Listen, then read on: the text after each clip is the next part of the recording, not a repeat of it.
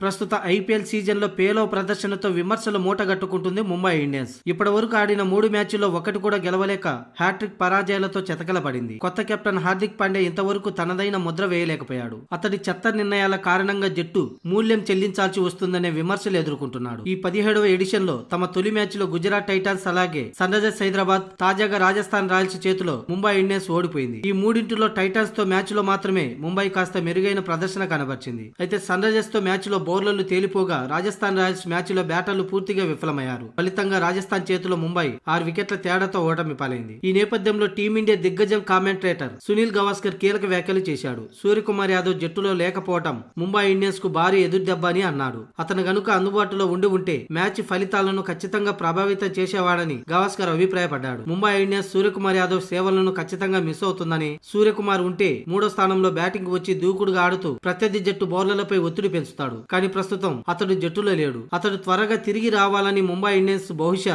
గట్టిగా ప్రార్థిస్తూ ఉంటుంది. ఎందుకంటే సూర్య ఉంటే ఖచ్చితంగా ఫలితాలను తారుమారు చేయగలడు. అతడు ఒక గేమ్ చేంజర్ అని స్టార్ స్పోర్ట్స్ షోలో సునీల్ గవాస్కర్ వ్యాఖ్యానించాడు. కాగా ముంబై ఇండియన్స్ టాప్ ఆర్డర్ కు సూర్యకుమార్ యాదవ్ వెన్నెముక లాంటివాడు. ఐసీసీ వరల్డ్ నెంబర్ 1 ర్యాంకర్ అయిన ఈ టీమిండియా స్టార్ ఈ ఏడాది జనవరిలో స్పోర్ట్స్ హెర్నియా సర్జరీ చేయించుకున్నాడు. అయితే అతడు ఇంకా పూర్తి ఫిట్నెస్ సాధించలేదు. ఈ ఐపీఎల్ సీజన్ లో మరో 2-3 మ్యాచ్లకి సూర్య అందుబాటులో ఉండకపోవచ్చు.